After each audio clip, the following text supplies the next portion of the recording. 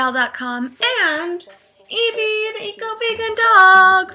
She actually has nothing to do with this video, but she's sitting right there, looking really cute, so I had to say something about it.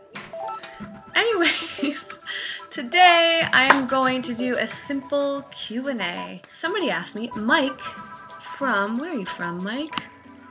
Mike is from Canada. Oh, cool. I don't know what part of Canada, but Canada is very cool. Mike asks, something that I struggle with on a daily basis is knowing whether it's worth eating all these fresh fruits and vegetables if they aren't organic and or GMO free.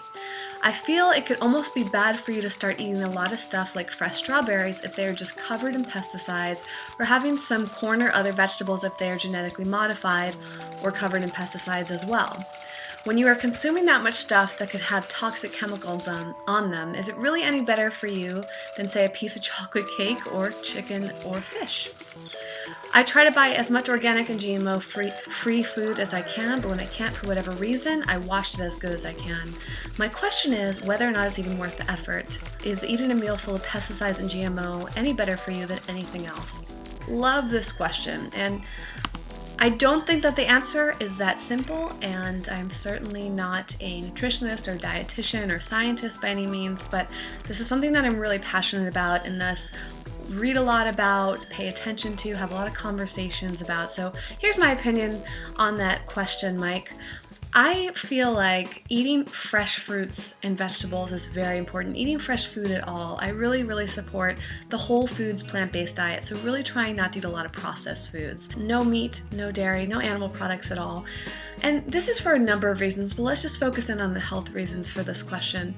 What I've learned through my research and just being in this world is that meat and dairy have so many issues with them. Even if you're eating organic, free range, high quality meat and dairy, a lot of research shows that those can have long-term health effects on us. And what I mean specifically by a whole foods diet is meaning trying to eat as unprocessed as possible. So staying away from the processed foods, the refined foods, cooking from scratch, getting foods as fresh as possible from, the produce section, from the bulk sections, trying to eat mainly foods that are not packaged. And the reason being is that these foods tend to have less preservatives or no preservatives whatsoever in them. You can really control the ingredients, so you're not getting any weird chemicals in them, you're not getting extra sugar in them. You know where they're coming from, especially if you're going to a place like the farmers markets. But of course, in the US especially, and probably also in Canada, unfortunately, a lot of our food is genetically modified and often not organic. It's sprayed with pesticides, and it's getting harder and harder to stay away from. It's unfortunately a very scary time, and that's why it's very important to start paying attention. There are a number of foods out there that are commonly genetically modified, such as corn, such as soy, and a whole list of the others. In fact, I did a whole video on this. If you want to check it out, you can click right here on this video and talks about genetically modified foods, Monsanto, and all of that based on the research that I did. And that talks about the common products there. So what do you do if it's challenging to get organic foods or it's too expensive? I find this is very challenging if you're not in an area that's warm most year round. Like California, where I live, it's very easy to find organic food and local food. But whenever I visit my family in Massachusetts, it's much more challenging. So for me, it's always worth the high cost. It's worth the extra time that it takes to find that food. I will go to specialty markets even if they're 20, 30 minutes away. I will seek out organic foods, non-GMO foods, and really read the labels at every place I go to. You can also do things like signing up for community-supported agriculture, otherwise known as a CSA.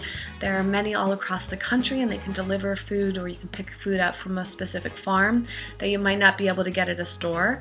And of course, there's online. You can order food from all over the place. Planting a garden, you can grow so many things very easily. You can start from a seed, or you can get seedlings from a farmer's market or for somebody else you trust.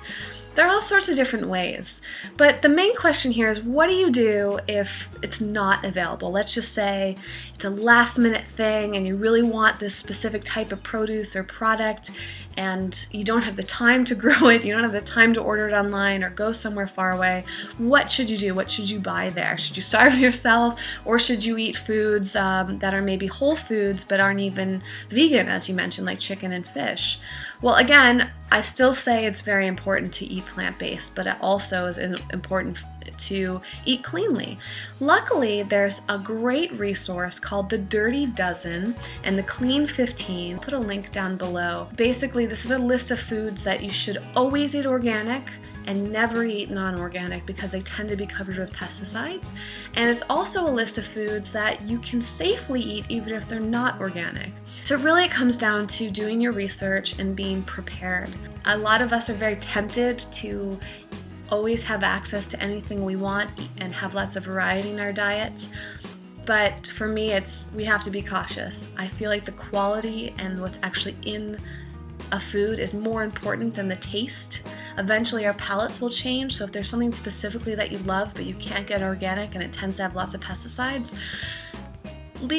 walk away from it for a little while. Shift it over to something else that's easier to get organic or has less chance of having pesticides on it or less pesticides on it. From what I've learned, it's not going to affect you too badly if every once in a while you're having pesticides or genetically modified foods. For me, that's really the important reason to eat a clean diet. Make sure that you're eating a lot of foods that are flushing your system and keeping you clean to rid you of the toxins. Make sure that everything else in your life is clean, so your household products, your shower filters, your everything, your body care products, keep it all clean. Make it yourself. Buy every product organic when you can. Make sure that you understand labels and what chemicals to avoid. It's really just that consciousness, drinking clean water, right? It seems like a lot of work, but once you get into the rhythm of it, it becomes second nature, and you know that you're constantly treating your body really well. It's progress, not perfection, and we also want to maintain a happy, healthy quality of life so that your mindset and not feeling too paranoid or angry or scared. Stress plays such a huge role in us, so if we have a lot of anxiety about pesticides and genetically modified things, and that's occupying our mind, and we're spending a lot of time focusing on the negative, I feel like that's also very detrimental. Thanks so much for asking the question, Mike. I would love to hear from you personally and anyone else who's watching this video. Do you have a follow-up question? Did this help you out? Do you have more resources, another opinion on this? I love hearing from you. No matter what, if you like this video, give it a thumbs up, and if you want to see more videos like this, be sure to subscribe so you can see the next video from Eco Vegan Gal. Thanks so much for watching. You can visit ecovegangal.com for information about this whole way of healthy, sustainable living. Follow me on all the social media networks where I'm always chatting about things like this, and I will see you in the next video. Thanks so much. Bye.